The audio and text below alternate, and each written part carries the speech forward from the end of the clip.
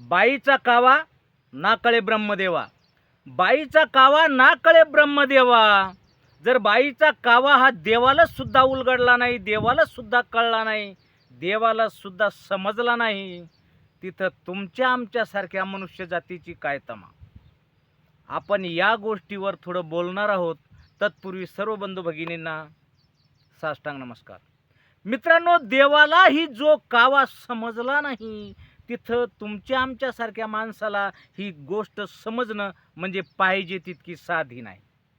आज आपण याच गोष्टीवर विचार करणार आहोत की बाईचा कावा, बाया किती कावे बाज असतात, बाया किती तल्लीन असतात, बाया किती हुशार असतात, बाया किती तत्पर असतात. माणूस फक्त स्वतः छाती बडवून सांगतो, मी लय हुशार आहे, मी पारंगत आहे, मी पाहिजे तेवढ्या प्रमाणात लायक आहे. पण बाई समोर त्या माणसाची किंमत काय आहे आणि तो किती लायक आहे का नालायक आहे, ह्या गोष्टीचा आता आपल्याला एक पर्याय शोधायचा आहे. बाईचा कावा, या बाईच्या काव्याबद्दल आपल्याला विषय मांडायचा आहे. तुम्हाला माहिती आहे, गावाकड खेडे पाडे वाड्या वस्त्या सर्वत्र एक व्यवसाय केला जातो. तो व्यवसाय म्हणजे शेळीपालन. तुमच्या लक्षात येईल, शेळीपालन हा व्यवसाय गावाकडे सर्रासपणे केला जातो. आणि हा व्यवसाय करत असताना, हा शेळीपालनाचा धंदा करत असताना, या शेळ्या पाळण्यासाठी, शेळ्या वळण्यासाठी किंवा शेळी मागं हिंडण्यासाठी आवर्जून बाईचा वापर होतो. ह्या गोष्टी माणसापेक्षा बाया जास्त प्रकारच्या याच्यात तल्लीन आहेत. बाया शेळ्या सांभाळतात. तुम्ही म्हणसाल बा काही मेंढ्या आणि मेंढ्याकडे मेंढपाळ असतात, बाया नसतात, असल्या तरी थोड्या कमी असतात. मेंढ्याकडे भले बाया कमी असतील, पण शेळ्याकडं जेमतेम 50% वर बाया शेळीपालन करतायत, शेळ्या वळत आहेत. बंदिस्त जे शेळीपालन असेल तिथं ठीक आहे, माणूस पण काम करत असेल, बाया पण काम करत असतील. पण ज्या शेळ्या जंगलात न्यावा लागतात, पहाडावर न्यावा लागतात, डोंगरावर न्यावा लागतात, कुठं जंगलामध्ये दाट घनदाटी, तिथं नेऊन आपल्याला शेळ्या चारावं लागतात. अशा ठिकाणी सुद्धा काही महिला, काही बाया या गोष्टीत तत्पर आहेत, या गोष्टीत हिम्मतबाज आहेत, या गोष्टीत ताकदवान आहेत, या गोष्टीत त्यांच्याकडं भरपूरसं ज्ञान आहे. शेळीपालन कसं करायचंय, शेळीपालन आणि शेळीचं रक्षण कसं करायचंय, या गोष्टीत माणसापेक्षा बायांना सुद्धा भरपूर प्रमाणात ज्ञान आहे, भरपूर प्रमाणात माहिती आहे. साहजिक बाया सांभाळतात.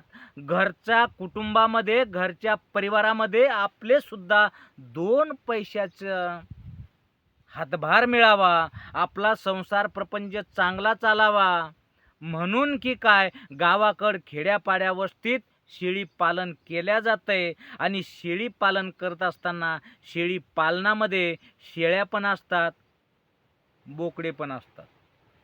मग ज्या वेळेस बोकडे असतात, त्या बोकड्याकडून काय काम करून घेतल्या जातंय, शेळ्या पाळणारी बाई, शेळ्या वळणारी बाई, शेळ्याकडे जाणारी बाई, दाट घनदाट झाडीत शेळ्या वळणारी बाई, डोंगरावर पहाडावर उंचावर अगदी हिम्मत बांधून शेळ्या वळणारी बाई, ही शेळ्याकडून आणि त्या बोकडाकडून कुठले कुठले कामं करून घेती, या गोष्टीवर आपल्याला विषय मांडायचा आहे.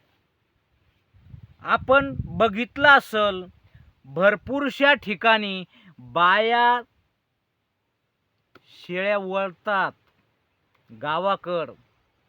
काही बाया पूर्वी असायचं, आता ते स्टॉप झालंय, बंद झालंय, तेवढी जनावरं राहिली नाहीत.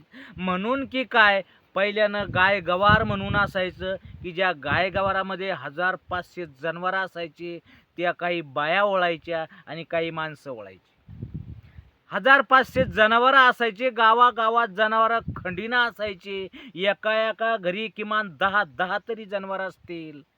इतकी संख्या जनावरांची, गाईची, बैलाची, म्हशीची, ह्या संख्या आता घटून घटून घटून नगण्य झाल्या. गावामध्ये बोटावर मोजता येतील इतके गाय म्हैस राहिले. ते सर्व लुप्त होत चाललेलं आहे. पण शेळी पालन अजून लुप्त होत गेलेलं नाही. अजूनही शेळी पालन अगदी आवर्जून शेळी पालन केल्या जातंय आणि शेळी पालन करत असताना त्या शेळी पालनामध्ये बाईची जात सुद्धा अग्रेसर आहे. कारण बाया हिम्मतबाज असतात. असं नाही, तुम्ही बघितलं असेल बाई भित्री आहे असं तुमचं मत झालेलं आहे. बाई भित्री जरी असली तरी बाई कुठल्या कुठल्या गोष्टीला भीते, या गोष्टीचा अजून तुम्ही अनुभवच घेतला नाही आणि त्या गोष्टीवर विचारच केला नाही. माणूस सुद्धा भितो. मग माणूस भितो तर काही गोष्टीचाच विचार त्यामध्ये केला जातोय, काही गोष्टीलाच माणूस भीतोय. ज्या प्रकारचा माणूस सुद्धा काहीच गोष्टीला भीतोय, काहीच गोष्टीची भीती वाटते, त्याच प्रकारे बायांना सुद्धा काही प्रकारच्याच गोष्टीची भीती वाटते. आणि आपण माणूस त्याच गोष्टीवर जास्त भर देतो की नाही बयाची जात घाबरते, बयाची जात भित्री असते, बयाची जात कुठल्याही गोष्टीला घाबरते. घाबरत नाही. त्यांच्यामध्ये बी हिम्मत असते, त्यांच्यामध्ये ताकद असते, त्यांच्यामध्ये रग असते, त्यांच्यामध्ये सुद्धा हिकमतीचा एक गुण दडलेला असतो. त्या पण खूप हिकमती असतात. साधं समजायचं काम नाही. आजचा विषय तो आहे की बाईच्या जातीला साधं समजू नका. प्रत्येक कामात बाई अग्रेसर आहे. माणसालाच उदो करण्याची गरज नाही. तुम्ही बघा, या शेळी पालनामध्ये बाई अग्रेसर. डोंगराळ भागामध्ये जिथं हिंस्र प्राणी असतात त्या हिंस्र प्राण्यामध्ये सुद्धा बाया हिरिरीनं आपली जनावरं सांभाळतात आणि चोखंदळपणे परत घरी पण आणतात. बाईमध्ये ती ताकद आहे. तशाच या एका बाईची आज एक आपण प्रसंगापर विचार करणार आहोत. त्या बाईचा एक अनुभव सांगणार आहोत की ती बाई डोंगरावर बकऱ्या घेऊन जात असे आणि त्या बकऱ्या चारत असे आणि त्याच्यामध्ये काही बोकडे पण असायचे. बकऱ्यामध्ये बोकडे पण असतात आणि ते बोकडे पण साधे नसतात, ते बोकडे पण रगील असतात. माणसं एवढे रगल नाहीत, माणसं एवढे रागीट नाहीत, माणसं एवढे चोखंदळपणे काम करत नाहीत. तेवढ्या प्रकारचे रागीट आणि रंगील बोकडे सुद्धा असतात बकऱ्यामध्ये. साधी गोष्ट नाही. ज्या बकऱ्या सांभाळतात बाया, एक बाई असन, दोन बाई असन, काही बाया ग्रुपनं सुद्धा आपल्या बकऱ्या सांभाळतात. आजचा प्रसंग त्याच प्रकारचा आहे. आपण बाईला कमी समजतो. बाई कमी समजायची वस्तू नाहीये. आपण जे माणसं आहोत, आपल्या प्रमाणात बाई सुद्धा एक माणूसच आहे. एका नाण्याच्या दोन बाजू माणूस आणि बाई. एका नाण्याच्या दोन बाजू आहे. कुणाला कमी समजता येणार नाही, कुणाला जास्त समजता येणार नाही. फक्त थोडाफार 19-20 इतका तितका बदल असू शकतो. पण आज जो विषय मांडणार आहोत यामध्ये ही बाई, आपण जो आज बाईचा रोल तयार केला की ही बाई बकऱ्या सांभाळत असताना बोकडाशी काय करायची, हा एक मेन विषय आहे. बोकडाशी कसं वर्तन करायची त्या गोष्टीवर आपण बोलणार आहोत. की ही जी आज बाई आपण घेतलेली आहे, ही बाई कवाची कवाच माणसाला न थांगपता लागता, माणसाला न कळता, माणसाला न माहीत होता. भरपूरशा गोष्टी ही बाई काय करायची या गोष्टीवर आपण बोलू. नवरा कामाला, कुठल्या तरी धंद्याला, कुठल्या तरी 2 पैसे कमावता येईल अशा ठिकाणी कामाला जाऊन आपल्या संसारामध्ये 2 पैशाची मदत करत होता. मदत करतातही. कुणी कुठं कामाला जातंय, कोणी कुठं कामाला जातंय, कामाला जावं लागतंय. पोटा पाण्याचा प्रश्न असतो आणि तो मिटवावा लागतो, तो भागवावा लागतो. नवरा बायको व्यतिरिक्त घरामध्ये लेकरं बाळा असतात, यांचं पण संगोपन करावं लागतंय, त्यांचं पण शिक्षण करावं लागतंय, त्यांचं पण आरोग्याची काळजी घ्यावी लागते. आपल्या स्वतःच्या, आपल्या पत्नीच्या आणि आपल्या मुलाबाळाच्या, आपल्या मायबापाच्या यांच्या पण आरोग्याची हमी आपल्यालाच घ्यावं लागते. यांच्या पण आरोग्यासाठी आपल्यालाच झटावं लागतंय. म्हणून माणसं कामाला जातात आणि बाया ज्या असतात ह्या बाया मग दररोजच लोकाच्या बांधावर जाऊन मोलमजुरी केल्यापेक्षा दररोजच काम लागन याची हमी नसल्यामुळं शेळीपालन सर्रासपणे गाव खेडेपाड्या वाड्या वस्तीवर केल्या जाते आणि डोंगराळ भागामध्ये जंगलामध्ये पहाडावर कुठंतरी या बकऱ्याचं चारून आणण्यासाठी न्यावं लागतात आणि तिथून संध्याकाळच्या टायमाला परत घरी घेऊन यावं लागतात. आजचा विषय असा आहे की त्या बोकडासोबत ही बाई काय करायची. विचार करायजोगा एक प्रसंग आहे, विचार करायजोगा एक अनुभव आहे की ती बाई माणसाप्रमाणे व्यवहार करायची, माणसाप्रमाणे व्यवहार करायची. जर कुठं कोणी एखादा दिसला माणूस त्यांच्या ओळखीचा का थोडाफार जवळचा किंवा थोडाफार कुठला नातेवाईक, अशा माणसाला सांगून आपल्या शेळ्यातला बोकड तिकडल्या तिकडच विकून टाकायची, रानात तिकडच विकून टाकायची. का तर आपल्या माहेर घरची गरिबी आहे, आपल्या माहेर घरची परिस्थिती चांगली नाही, आपल्या माहेर घरची परिस्थिती हलाखीची आहे. आपल्या आईच्या आणि आपल्या वडिलाच्या प्रपंचासाठी दोन पैसे पाहिजेत म्हणून नवऱ्यालाही माहीत न करता ती तिकडल्या तिकडच जंगलात बकरू विकून, ती बोकड्या विकून, ती बोकड विकून मायबापाला पैसे सुपूर्त करायची. कारण तिचा भाऊ सुद्धा, तिची असलेले भाऊ असतील, एक असेल, चार असतील, दोन असतील, ते सुद्धा मायबापाला सांभाळत नाही. परिस्थिती हलाखीची आहे, परिस्थिती गंभीर आहे. मग अशा वेळी मायबापाला कोण हातभार देणार. त्यावेळी ह्या बाया ह्या अशा गोष्टी करतात आणि आपल्या मायबापाकडं थोडंफार लक्ष ठेवतात, ध्यान देतात.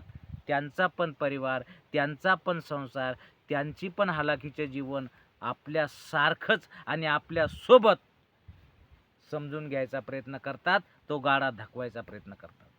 बाईच्या जातीला आपण म्हणतो हिला समजत नाही, हिला उमजत नाही, पण बाईच्या जातीला जे समजते कधी कधी तेच माणसाला समजत नाही.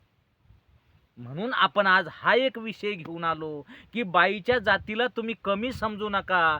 त्या बिचारीला दोन घरचं, आपल्या घरचा संसार प्रपंच सुद्धा सांभाळावा लागतो, त्याची पण काळजी करावी लागते, त्यांचा पण विचार करावा लागतो, त्यांना पण व्यवस्थित परवरिश द्यावं लागते. पण लक्ष मायबापाकडं पण ठेवावं लागते, भावाकडं पण ठेवावं लागते. हे वागतात कसे, राहतात कसे, आडी अडचण.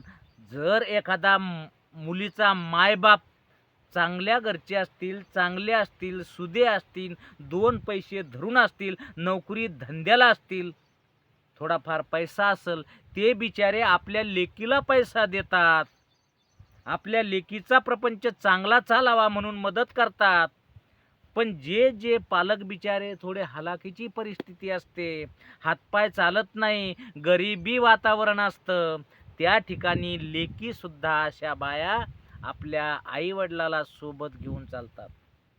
त्यांची इच्छा असते इकडं आणावं, मायबापाची सेवा करावं, पण ते साध्य नसतं. प्रत्येकच नवरा हा सासू सासऱ्याला समजून घेईन अशातली गोष्ट नसते. म्हणून ती नवऱ्याच्या गुपचूपपणे, नवऱ्याच्या चोरून, नवऱ्याला माहीत न करता बोकड विकून मायबापाला पैसे देते. कारण बोकड किती असतात, बकऱ्या किती असतात, माणूस ध्यान घालत नाही. माणसाला गरज नाही, तू बकऱ्या सांभाळतेस, तूच संगोपन कर, तूच विक आणि तूच आपल्या घरादारामध्ये त्या पैशाचा व्यवस्थित वापर कर.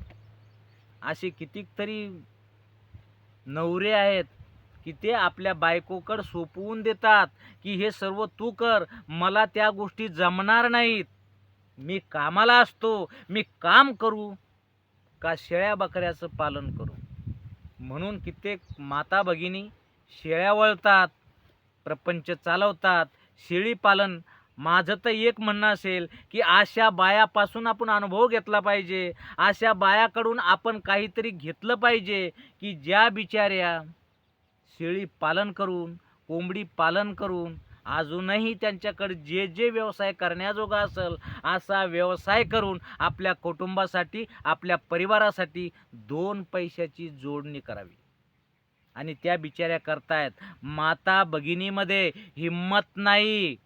हा विषय सोडून द्या. माणसानं हा विषय डोक्यातून काढून टाकायला पाहिजे. कारण आपल्यात जेवढी हिम्मत आहे, आपण जेवढे कर्तबगार आहे, आपल्यात जेवढी ताकद आहे, आपण जेवढ्या प्रकारचा संसार व्यवस्थित चालवू शकतो, तेवढ्याच प्रकारे बाईसुद्धा आपला संसार आणि आपला प्रपंच, आपल्या कुटुंबाचं संगोपन चांगल्या प्रकारचे करू शकते.